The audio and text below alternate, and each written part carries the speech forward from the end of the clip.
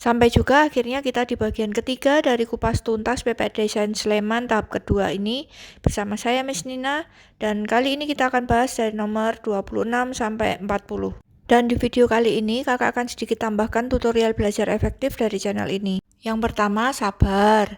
Ikuti setiap penjelasan di video ini, jangan di skip. Kemudian yang kedua, pause sejenak dan catatlah setiap informasi penting yang kalian temukan. Nah, yang ketiga, kalian tinggal pahami lagi dan kemudian kalian hafalkan. Dan jangan lupa share pengalaman belajar kalian bersama channel Fokus Bimbel ini di kolom komen ya. Oke, kita langsung lanjut aja ke nomor 26. Perhatikan infografis berikut, kita langsung ke pertanyaannya aja. Berdasar infografis tersebut, pernyataan yang sesuai adalah, kita akan coba cari adik-adik yang A, masalah perawatan kesehatan dan gizi siswa sekolah dasar di Asia Tenggara yang paling utama ya, adalah berat badan rendah dan masalah gigi. Kita coba lihat di berat badan rendah dan masalah gigi. Nah, ini ada di sini adik-adik. Kita coba baca, 4 dari 6 negara Asia Tenggara yang disurvei telah mengidentifikasi masalah berat badan rendah dan gigi sebagai masalah kesehatan yang paling umum terjadi pada siswa sekolah dasar di wilayah tersebut. Banyak kasus anak usia sekolah di Asia Tenggara mengalami masalah gizi, terutama masalah kekurangan gizi. Kita coba lihat yang A tadi, merupakan masalah paling utama, betul. Nah, ini yang dicentang benar ya. Nah, ini jawabannya yang A ini sudah betul adik-adik. Tapi kita coba mau lihat yang B dulu boleh. Yang B, negara yang siswa sekolah dasarnya berjuang mengatasi masalah kelebihan berat badan. Kita lihat berat badan ya. Nah, ini ada di sini. Ini negaranya adalah Brunei Darussalam, Malaysia, dan Thailand. Ya, kita coba lihat. Nah, di sini ada Indonesia ya. Ini udah pasti salah. Harusnya ini salah. Kemudian yang C, masalah mata, telinga, hidung, dan tenggorokan menempati urutan ketiga di negara-negara Asia Tenggara. Kita coba lihat masalah mata, telinga, hidung, dan tenggorokan. Ini di sini ada menempati urutan ketiga, adik-adik. Ya, jadi betul adik-adik nih ya, harusnya betul. Dan yang D, kita coba lihat. Penyakit cacingan sangat erat kaitannya dengan kondisi air dan sanitasi yang buruk. Kita coba lihat, ini ada penyakit air dan sanitasi. Nah, di sini ada investasi cacing tetap menjadi salah satu masalah utama kesehatan. Nah, ini berarti betul ini ya adik-adik ya. Jadi jawabannya 26 itu yang A. Kita lanjut adik-adik ke 27. Nah, kita langsung ke pertanyaannya dulu. Berdasarkan bacaan, jika di halaman rumah ada sebuah kolam terbuka, maka yang perlu dilakukan adalah, kita coba cek yang A, memberi tanaman dan beberapa ekor ikan di dalam kolam agar kolam tidak dipenuhi jentik nyamuk. Nah, kalau kita lihat di bacaannya ya adik-adik, nah di sini ada predator alami nyamuk, itu ada banyak, misalnya katak, ikan, dan larva capung. Ya, jadi di sini kalau dikasih ikan, ya betul ini nanti jentik-jentik nyamuknya bisa mati juga. Jadi ini yang A betul adik-adik. Nah, kalau kita mau cek yang B, menghias kolam dengan berbagai tanaman agar dapat memperindah lingkungan di sekitar rumah. Nah, ini enggak ya adik-adik. Kalau hanya dikasih tanaman, ini tentu saja masih kurang. Kemudian yang C, membunuh hewan jenis katak dan kadal. Nah, ini salah lah ya. Karena katak ini tadi merupakan predator alami malah. Nah, yang D, secara rutin memberi zat kimia pembersih pada kolam agar kesehatan organisme. Nah, ini juga enggak. Karena tadi kita ceritanya itu akan melakukan sebuah pemeliharaan untuk kolam yang sudah ada jentik-jentik nyamuknya begitu ya. Nah, kita lanjut ke nomor 28. Nah, di sini tentang ginjal adik-adik, langsung ke pertanyaannya juga. Seorang pasien divonis mengalami kerusakan ginjal setelah uji laboratorium menunjukkan bahwa di dalam darahnya ditemukan kreatinin dan dengan jumlah melebihi normal. Di dalam urin juga ditemukan kandungan makroglobulin dan jejak FABP serta NET3. Bagian ginjal yang diduga mengalami kerusakan adalah, nah ini kita tinggal lihat dari tabelnya adik-adik. Nah, di sini ada kreatinin ya, dan di sini kreatinin itu glomerulus adik-adik, tempat cedera ginjal. Nah, ini kan sudah ada malah ya. Nah, kemudian untuk apa tadi LFABP dengan NET3 ya tadi ya. netri. Nah, ini ada juga. Nah, ini di tubulus proksimal. Ya, jadi kita tinggal jawab aja ini yang A pasti. Ya, ini sudah ada di tabel yang dibacaannya begitu. Kemudian lanjut ke nomor 29. Kita langsung ke pertanyaannya lagi. Beberapa negara penduduknya memiliki kebiasaan mengkonsumsi minuman beralkohol setiap hari. Bagaimana prediksi penyakit yang paling banyak diderita oleh penduduk di sana dikaitkan dengan kebiasaan minum alkohol? Yang A, tukak lambung dan hambatan pertumbuhan badan. Ya, ini hambatan pertumbuhan badan enggak lah ya. Nih, kalau kalian baca nanti di sini ada reaksinya dapat merusak jaringan saraf pusat, otak, pencernaan hingga kasus kebutaan. Nah, itu adik-adik. Kemudian gangguan pernafasan dan gangguan psikologis. Ya, gangguan pernafasan enggak, gangguan psikologis juga enggak adik-adik. Kemudian kita cek yang C. Gangguan perilaku psikis dan kerusakan hati. Nah, kalau kita lihat di sini kan merusak jaringan saraf pusat ya adik-adik. Ya, ini pasti nanti juga psikisnya, perilakunya itu dia pasti ikut terganggu begitu. Dan kemudian alkohol ini juga merusak hati ya. Jadi ini yang C betul. Kemudian yang G ini juga salah. Yang D karena ini ada gangguan reproduksi itu enggak. Kemudian kita ke nomor 30 adik-adik. Di sini ada perbedaan TBC dan COVID-19. Kita mau langsung ke pertanyaannya aja. Pernyataan yang benar berdasarkan teks dan infografis tersebut adalah yang A, TBC sulit diberantas karena penyakit ini disebarkan oleh bakteri. Ya, ini benar ya adik-adik. Dan kondisi sosiodemografi Indonesia menyulitkan hilangnya penyakit ini. Ya, ini sepertinya ini yang A betul. Tapi kita mau cek yang B boleh. Penurunan kasus TBC di tahun 2021 diperkirakan karena bakteri TBC dapat dikendalikan oleh virus COVID-19. Nah, ini enggak lah ya. Kemudian yang C, gejala penyakit yang membedakan TBC dengan COVID-19 adalah pada COVID-19 penderita mengalami keringat malam. Kalau kita baca di bacaannya adik-adik, di sini ada pasien COVID-19 mengalami nyeri tenggorokan. Ini di sini. Namun pasien COVID-19 tidak mengalami keringat malam. Nah, ini jadi yang C ini juga salah. Kemudian yang D, usaha pemerintah untuk menurunkan angka kasus TBC adalah dengan memberikan penyuluhan bagi para penderita. Kita coba lihat di sini adik-adik.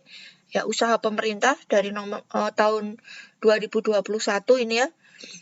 Upaya yang dilakukan adalah meningkatkan akses layanan seperti penambahan sarana, jejaring diagnosis TBC begitu adik-adik ya. Jadi ini yang D juga salah.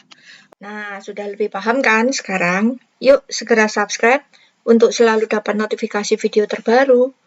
Dan jangan lupa juga like, komen, dan juga share ke teman-teman kalian ya. Oke, kita lanjut lagi adik-adik ke nomor 31 ya. Kita mau lihat dulu pertanyaannya. Narasi bergaris bawah pada teks tersebut dapat dijelaskan dengan urutan nomor aliran darah pada gambar, yaitu kita lihat yang bergaris bawah itu di sini. Sirkulasi dimulai saat darah yang mengandung karbon dioksida CO2 dipompa dari bilik kanan jantung menuju paru-paru. Nah, ini kita lihat dulu bilik kanan adik-adik. Ya, kalau jantung itu yang di bagian atas itu serambi ya adik-adik. Berarti bilik itu di nomor 2. Gitu ya. Jadi kita langsung bisa lihat di sini kalau mulainya dari bilik kanan itu pasti yang nomor 2. Jadi ini sudah pasti jawabannya yang B. Gitu ya. Tapi kalau kalian mau lihat juga boleh, kita cek lagi dari nomor 2 nanti ke nomor 5 menuju paru-paru ya. Kita lihat. Nah, ini nih nomor 5 kan dia menujunya ke paru-paru kanan dan kiri ya, betul. Kemudian terjadi proses pertukaran gas yang mengubah karbon dioksida menjadi oksigen.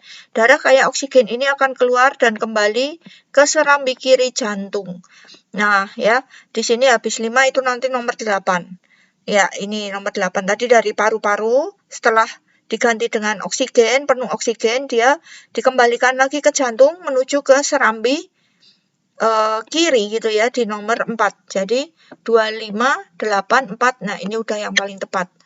Itu adik-adik. Kita ke nomor 32. Perhatikan data mikroorganisme pada tabel berikut. Kita coba lihat. Pasangan yang benar antara mikroorganisme dan produk bioteknologi yang dihasilkan. Kita coba lihat lagi aja adik-adik di tabel ini ada Rhizopus oryzae. Nah ini kalian bisa ingat-ingat ya. Rhizopus oryzae ini pasti adalah produknya tempe. Jadi ini yang G adik-adik ya. Yang G ini nomor 1 gitu. Kemudian kita lihat Saccharomyces cerevisiae ini pada produk roti, juga bisa pada produk tape, itu juga bisa ya. Jadi nomor 2 ini udah pasti yang F adik-adik. Kemudian tentu saja yang nomor 3 itu adalah yang susu ini atau yogurt gitu ya. Nah ini yang H, H ini adik-adik ya, ini yang H, ini susu, ini nomor 3. Oke, kita coba lihat pasangan yang benar adalah nomor 1, itu tadi G ya, 1G. Nah, ini udah pasti C jawabannya adik-adik. Nanti kalian bisa cek lagi ya. Nah, ini 1G, 2F, 3H. Oke, jawabnya adalah C. Kita lanjut lagi ke nomor 33. Perhatikan gambar organ pencernaan dan tabel fungsi organ berikut. Pasangan yang tepat antara organ dan fungsinya. Kita coba cek dulu adik-adik. Yang P dulu ya, organ. Ini P ini. Mencerna makanan secara kimiawi dan penyerapan sari-sari makanan. Nah, ini nomor berapa adik-adik? Ya, ini tentu saja ini usus halus ya. Usus halus ada di nomor 5 adik-adik ya. Jadi nomor 5 ini P adik-adik. Kemudian kita cek lagi. Yang G, memproduksi cairan empedu. Nah, ini apa? Hati ya. Nah, ini nomor 1 nih. Ini hati ini memproduksi cairan empedu. Ini G. Kemudian kita lanjut lagi. Memproduksi enzim pepsin, renin, dan HCl. Apa ini adik-adik? Iya betul, ini lambung ini ya. Ini berarti yang nomor 4 ini R. Kemudian lanjut lagi yang S. Menyerap air, membusukkan sisa makanan, dan pembentukan feses. Ini tentu saja yang usus besar ya, yang nomor 2. Ini S gitu adik-adik. Kemudian tempat sel-sel darah putih berkembang. Nah, ini udah pasti yang nomor 3, ini yang T. Itu adik-adik. Ini apa ini adik-adik? Ini usus buntu ya. Kita cari mana ini yang betul. Sepertinya adalah yang B adik-adik. Ya, ini 1G tadi gitu ya. 1G, 2S, ini betul. 3T, 4R, dan 5 itu P. Oke adik-adik, begitu adik-adik. Kemudian lanjut lagi ke nomor 34. Kita lihat pertanyaannya dulu. Agar gelembung gas O2 yang dihasilkan banyak, apa yang harus dilakukan Wulan pada kedua percobaan? Nah, kita mau gelembungnya semakin banyak adik-adik. Berarti fotosintesisnya juga harus semakin banyak, begitu ya. Nah, fotosintesis itu membutuhkan CO2. Kalau kita lihat di sini, penambahan bubuk natrium bikarbonat atau NaHCO3 ke dalam air dapat meningkatkan jumlah karbon dioksida atau CO2 di dalam air.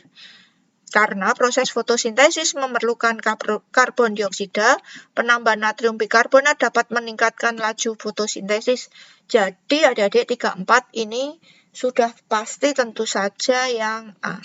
Oh iya adik-adik, selama kalian lihat video ini ya, kalau bisa jangan di skip adik-adik. Karena dalam setiap penjelasan soal, itu terkadang ada beberapa trik atau beberapa informasi ya yang harus kalian tahu begitu. Ya. Jadi sabar, kalian ikutin prosesnya, kalian ikutin per nomor, kalian dengarkan dan kalian pahami. Oke, adik-adik, gitu ya. Kita lanjut lagi ke nomor 35. Perhatikan teks berikut.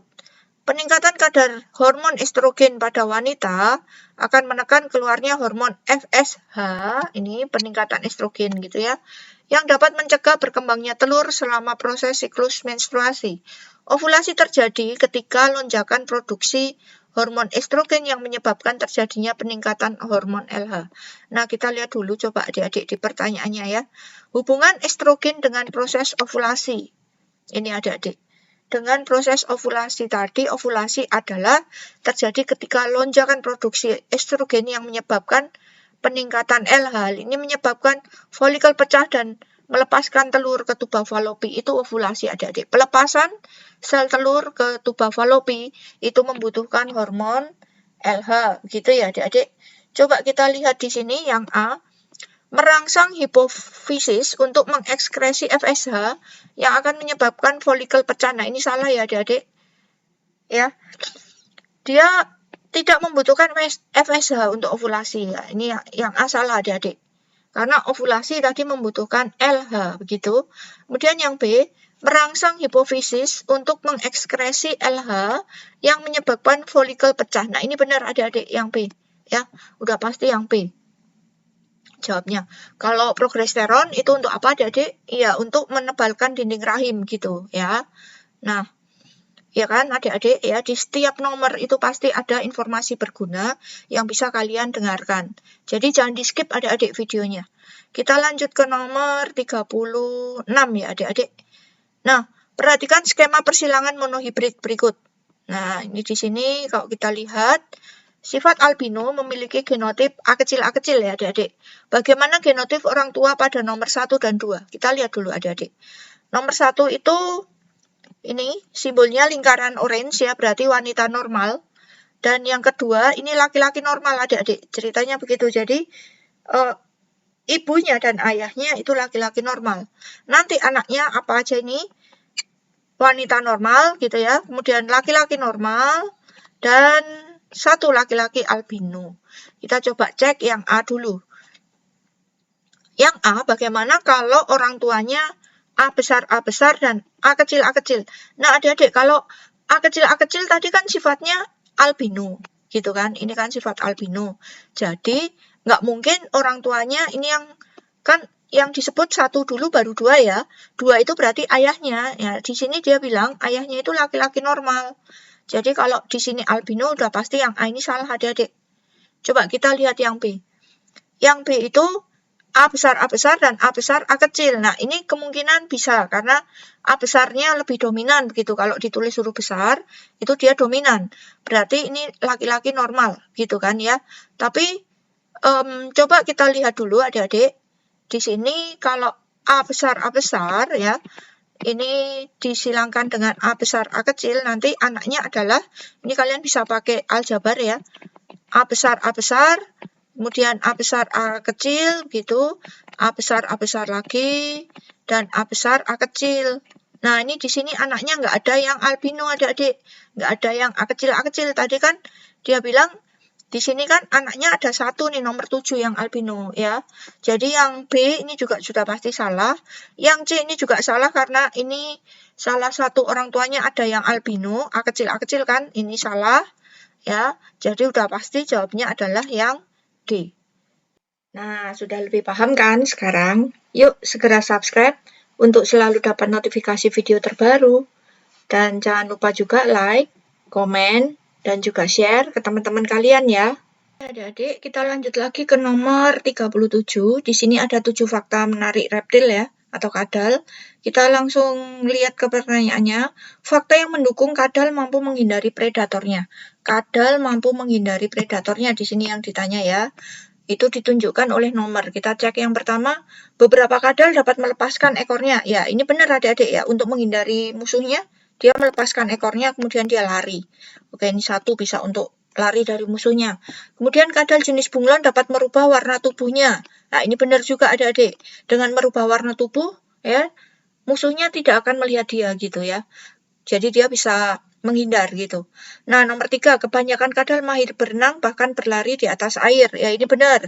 Dia bisa berlari di atas air, dia bisa menghindari musuhnya. Jadi ini sudah pasti yang 1, 2, 3 adik-adik ya. Nah, ini 1, 2, 3. Tapi kalau kita lihat ini adik-adik ya. Nah, di sini kadal berdarah dingin sehingga tidak dapat mengatur suhu tubuhnya sendiri. Ya, ini adalah salah satu sifat apa? Iya, betul, adaptasi. Kemudian kadal suka makan serangga. Nah, ini makan ya adik-adik. Kemudian beberapa kadal bisa hidup, ini tumbuh dan berkembang. Gitu. Kemudian nomor 7, bunglon dapat melihat ke arah yang berbeda pada saat yang bersamaan. Artinya bunglon memiliki kemampuan untuk 2 objek berbeda. Nah, ini juga adaptasi. Gitu adik-adik untuk nomor 37. Oke, kita ke nomor 38 adik-adik. Ya, kita coba lihat langsung ke pertanyaannya dulu. Kesimpulan yang diperoleh dari penelitian pengaruh kadar deterjen terhadap kemampuan bertahan hidup ikan. Kita coba lihat di tabelnya aja, Adik. Ya, di sini air bersih gitu ya. Diamati 4 jam ikan masih hidup. Kemudian kalau ditambah deterjen 3 gram gitu ya, ikan mati setelah 3 jam 44 menit. Kalau 15 gram, ikan mati setelah 2 jam 00 menit. 30 gram, ikan mati setelah 20 menit. Ya, gitu Adik-adik. Jadi semakin tinggi kadar deterjennya, ya semakin rendah ikan bisa bertahan hidup. Gitu. Jadi ini pasti yang B. Kalau yang A ini salah ya. Semakin tinggi kadar deterjen, semakin tinggi ikan bertahan hidup. Itu tidak. Gitu Adik-adik. Untuk yang nomor 30 berapa ini tadi? 8 ya. Oke, kita ke nomor 39.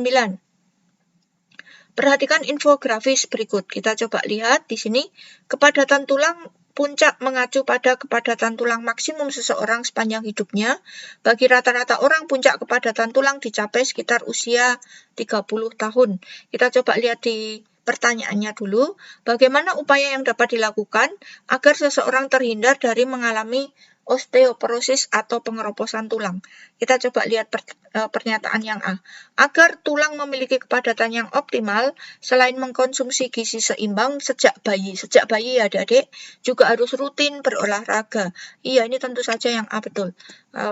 Di sini di bacaan infografisnya ini ada Adik-adik. Nanti kalian bisa baca sendiri ya. Apalagi di sini kan ada nih begini. Masa kanak-kanak dan remaja merupakan masa kritis bagi pertumbuhan kepadatan tulang, begitu. Jadi memang harus sejak kecil, gitu ya. Nah, kalau yang B ini udah pasti salah ya. Saat memasuki usia dewasa hingga tua, harus rutin mengkonsumsi makanan dan minuman, ini enggak. Pada masa remaja harus selalu memperhatikan, enggak, dari kecil. Menghindari banyak olahraga, ini juga pasti salah, menghindari malah ya. Oke, kita lanjut ke nomor 40 adik-adik. Ya, langsung ke pertanyaannya lagi. CO2 yang dihasilkan dari penggunaan biofuel tidak sama dengan penggunaan bahan bakar fosil. Manakah dari pernyataan di bawah ini yang paling menjelaskan alasannya? Yang A.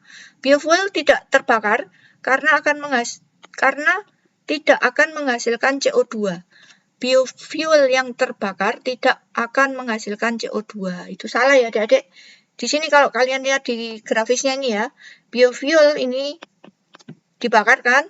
Nah, ini terjadi emisi atau pelepasan CO2 dilepas ke atmosfer. Jadi dia menghasilkan CO2. Jadi yang A ini salah adik-adik. Ya, yang B, saat biofuel terbakar, mereka menyerap CO2 dari atmosfer. Nah, ini saat terbakar dia malah melepaskan, bukan, ini kan melepas ke atmosfer, bukan malah menyerap gitu. Jadi B juga salah. Kita cek yang C. Ya, tanaman yang digunakan untuk membuat biofuel menyerap CO2 dari atmosfer saat mereka tumbuh. Nah, ini tentu saja betul adik-adik, karena semua jenis tanaman itu menyerap CO2 untuk mereka bisa fotosintesis, begitu. Nah, ini jadi yang C betul.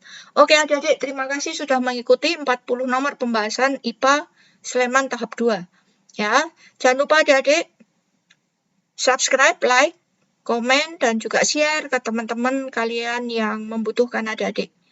Sampai ketemu di video-video berikutnya.